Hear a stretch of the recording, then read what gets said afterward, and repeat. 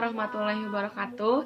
Perkenalkan, nama saya Puspita Dewi Agustina Kusumawardani dari kelas B, Prodi Administrasi Bisnis D4 dengan nomor NIM 195254045. Di sini saya akan mencoba menyambungkan antara 7 kebiasaan baik yang ada di bukunya The Seven Habits Highly Effective Teens dengan dengan sikap yang ada pada mahasiswa gitu loh, ataupun pada diri saya sendiri kayak gitu. Jadi di kebiasaan pertama yaitu jadilah proaktif. Proaktif yaitu kemampuan seseorang untuk mengambil inisiatif yang berguna bagi dirinya sendiri maupun buat orang lain. Jadi di sini tuh si orang tersebut tidak menanti-nanti, namun dia menjemput suatu keputusan tersebut kayak gitu loh. Contoh yang bisa diambil dari kehidupan mahasiswa yaitu kayak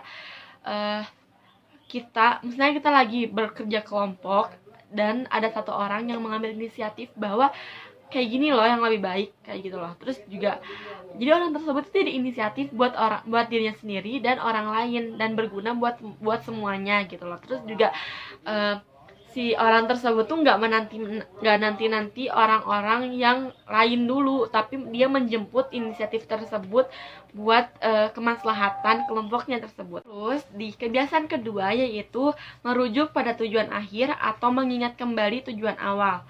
Dan yang aku ambil dari kebiasaan kedua ini yaitu kalau kita tuh harus ingat sama tujuan akhir kita. Kenapa? Tujuan akhir itu biasanya adalah parameter kita untuk sejauh mana kita berjalan dan sejauh mana kita melakukan keputusan tersebut.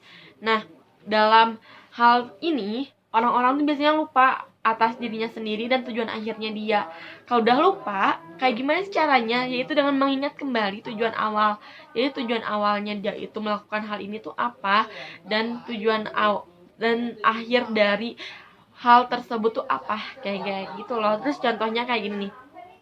Misalnya aku ikutan organisasi di kampus dengan tujuan awal tuh pengen mengenal banyak orang, dan tujuan akhirnya yaitu mendapatkan ilmu seluas-luasnya di luar perkuliahan kayak gitu loh. Nah, aku lupa kalau tujuan akhir aku tuh ilmu yang akan aku dapat tuh belum dapat di aku sendiri kayak gitu loh. Terus coba deh ingat-ingat lagi tujuan awal aku itu apa dan tujuan akhir aku itu apa, kayak gitu. Terus kalau udah dua-duanya tercapai berarti di kebiasaan dua ini kalian udah sukses. Terus di kebiasaan tiga ini yaitu dahulukan yang utama. Menurut aku sendiri, dahulukan yang utama itu ada dua hal penting yang harus kita pertimbangkan, yaitu antara penting dan mendesak. Dua hal ini tuh sama-sama urgent gitu loh buat kita sendiri, karena yang satu penting dan yang satu mendesak kayak gitu. Misalnya kayak aku hari ini harus kumpul organisasi, dan aku adalah sebagai orang yang bertanggung jawab atas kegiatan tersebut, tapi aku juga punya tugas yang mendesak untuk dikumpulkan besok pagi kayak gitu. Aku mikir apa dulu yang aku lakukan ya. Terus aku mikirnya kayak gini deh, oh mungkin aku bisa melakukan dua hal tersebut secara bersamaan, yaitu yang pertama kumpul organisasi tanpa menghilangkan tanggung jawab aku tadi, dan mengerjakan tugas untuk hari besoknya kayak gitu teman-teman. Di kebiasaan 4 ini yaitu berpikir menang atau menang. Jadi mungkin buat sebagian orang-orang ambisius ini adalah hal-hal yang biasa, tapi untuk orang awam seperti kita ini lebih sulit dari biasanya, karena kita tuh lebih banyak mempertimbangkan sesuatu dan berbagi pada orang lain. Dan ada salah satu kutipan yang sangat bener banget buat aku, yaitu kebanggaan bukanlah mendapatkan kesenangan karena memiliki sesuatu, tetapi melainkan karena memiliki lebih banyak ketimbang orang lain. Jadi buat orang-orang yang ambisius, ingat ada orang-orang di sekeliling kalian yang membantu kalian untuk menjadi orang-orang yang utama. Dan kalian, orang-orang ambisius juga, harusnya kalian harus menjadi orang yang makhluk sosial, bukan untuk dicerna sendirian. Apa-apa dicerna sendirian, bukan kayak gitu. Tapi kalian harus membagikan ilmu tersebut. Di kebiasaan 5 ini yaitu berusaha untuk memahami terlebih dahulu baru dipahami. Contohnya, ketika ada teman kita yang sedang berbicara atau teman kita yang sedang cerita tentang suatu hal yang mereka ceritakan, coba deh dipahami dulu, jangan dulu mengambil suatu kesimpulan yang menurut dia itu bukan hal yang dia sedang bicarakan gitu loh. Jadi coba dipahami dulu semua perkataannya, lalu dicerna dan coba kita ambil kesimpulan dari semua hal tersebut dan berikan saran yang terbaik buat anak tersebut.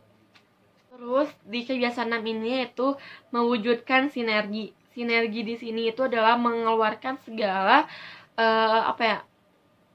hal-hal yang positif dari diri kita kepada orang lain di sekitar kita, yaitu di mana-mana ada sinergi yang baik dan positif buat orang-orang tersebut, kayak gitu loh. Jangan sampai kita menjadi orang-orang yang sering menghindar, orang-orang yang menjadi orang-orang minoritas, itu jangan sampai kayak gitu, karena biasanya orang-orang yang menghindar itu adalah orang-orang yang tidak bisa menyelesaikan masalahnya sendiri.